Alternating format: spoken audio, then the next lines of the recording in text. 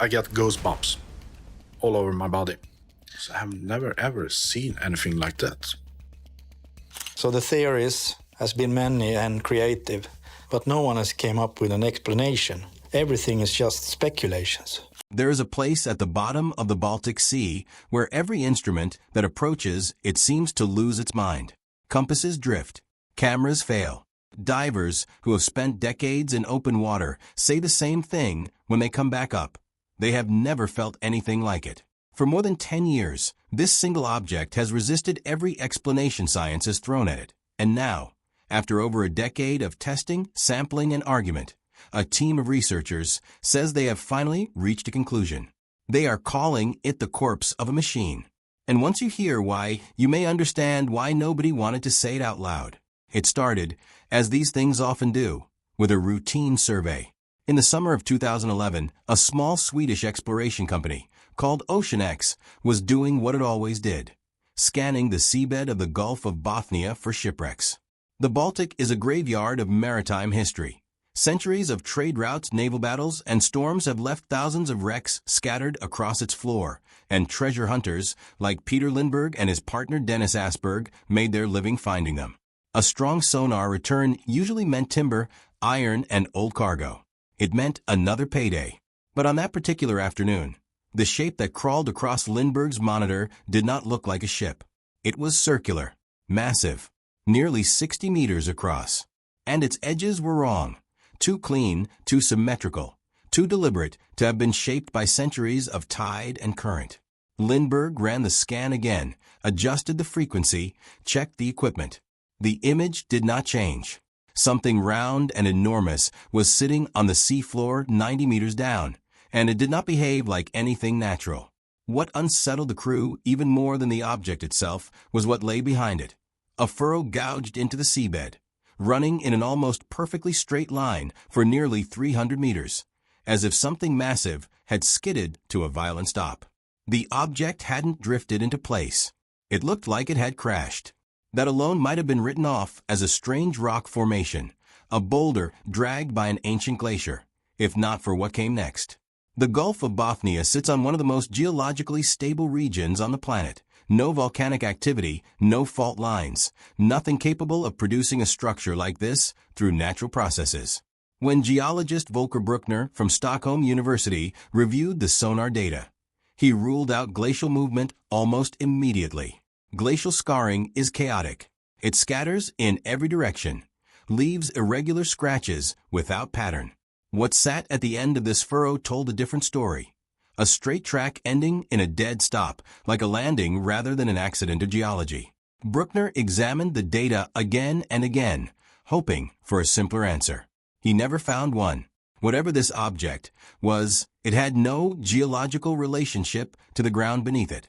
It was, in every meaningful sense, foreign to its environment, dropped, deposited, or delivered by something the surrounding rock record could not account for. Then the team went back for a closer look, and that's when things got stranger. Lindberg and Åsberg returned to the site with upgraded gear, better sonar, high-resolution cameras, satellite communications, and a larger crew determined to finally get clear images of the anomaly. At a distance, everything functioned normally. Phones held their signal. Navigation tracked cleanly, and the sonar rendered the seafloor in sharp detail. But the moment their boat crossed within roughly 200 meters of the object center, every piece of electronic equipment on board failed at once. Satellite phones dropped out completely. Navigation systems blacked out. Sonar screens dissolved into static. The crew ran full diagnostics, swapped cables, cycled power, checked for damage. Nothing was broken. The equipment simply refused to function inside that radius. Then, almost as an experiment, they pulled back beyond the 200-meter line, and everything came back online instantly, as though a switch had been flipped. They repeated the test dozens of times. The result never varied. Inside the boundary, total electronic failure.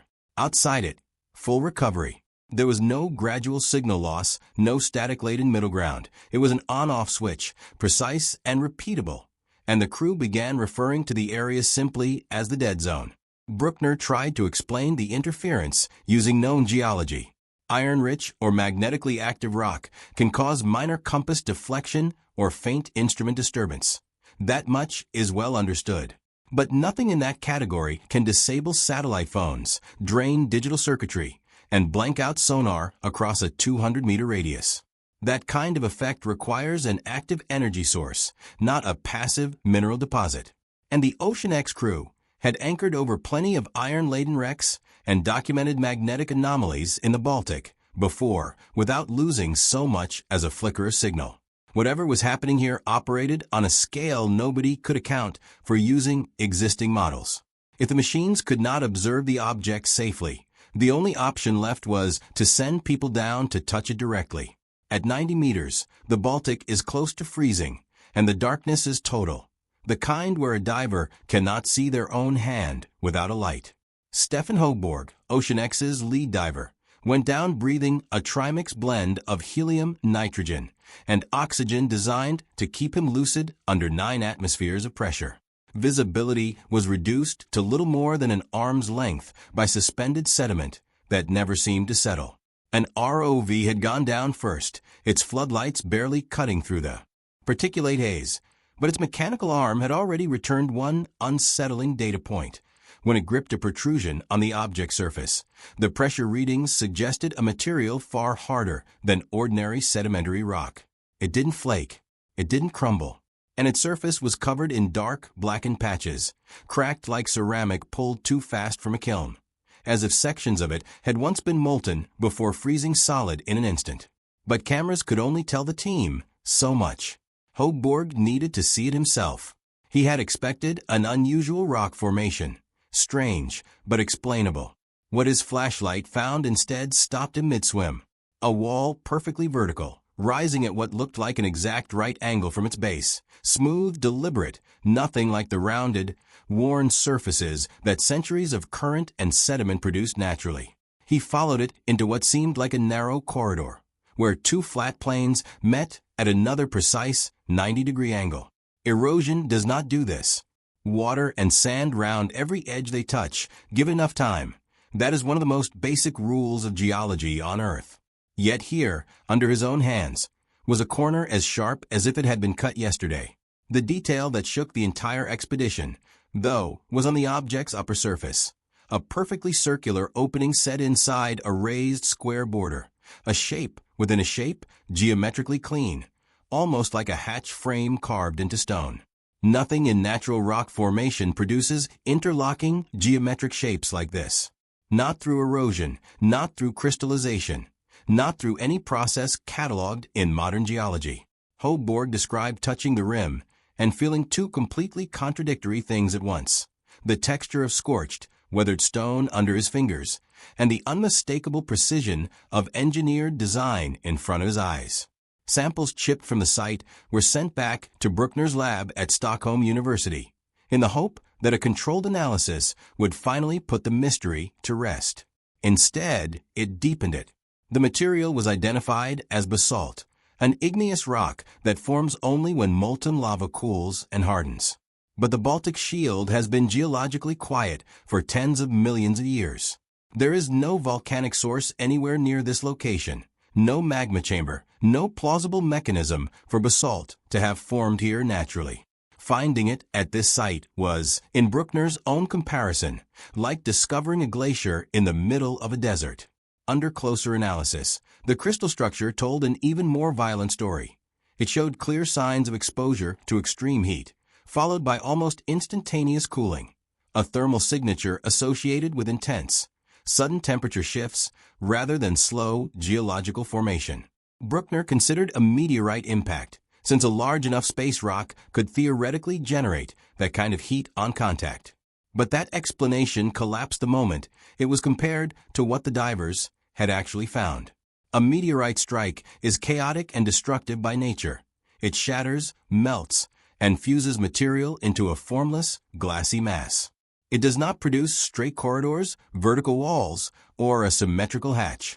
Every known impact site on record shows disorder, not architecture. That left the investigation with 2 facts that seemed impossible to reconcile. A material that could only form under wild, uncontrolled volcanic heat, and a shape that could only be the product of careful, intentional design. No known natural process on Earth does both at once, melts stone and sculpts it into geometry in the same event. And that contradiction is what eventually pushed the research team toward its most unsettling conclusion. They don't believe they're looking at a rock. They believe they're looking at a remnant. What's left after something built, something engineered, was subjected to a catastrophic release of energy so extreme it altered the object at a molecular level. Whatever originally made up its outer shell, metal, composite, some material we don't have a name for, may have been exposed to heat intense enough to fuse it with the surrounding seabed, transforming it into what we now identify, chemically, as basalt. Underneath that mineral shell, though, the underlying architecture, the walls, the corridors, the circular hatch, survived. The way a fossil can preserve the outline of a creature long after its soft tissue has vanished, replaced instead by stone. The blueprint remained. The material did not. If that interpretation holds any weight, the more unsettling question isn't really about this one object. It's about what its existence implies for everything we think we know about the deep past. If something built, something technological, has been sitting disguised as ordinary geology at the bottom of the sea for who knows how long, then it raises an uncomfortable possibility. How many other unusual rock formations scattered across the world's ocean floors have been cataloged, mapped, and quietly ignored because nobody thought to look twice? We've spent decades searching for evidence of forgotten technology in the form of gleaming metal, buried ruins, or dramatic headlines. But maybe that search has been looking in the wrong direction entirely. Maybe what's left of the things that came before us isn't shiny or obvious at all. Maybe it's scorched, weathered, and quietly filed away in a geological survey somewhere as just another rock. The real unease here isn't that one strange object exists at the bottom of the Baltic Sea. It's the possibility that we've been sailing over others just like it for years, cataloging them as nothing, simply because we never had a reason to ask what they used to be.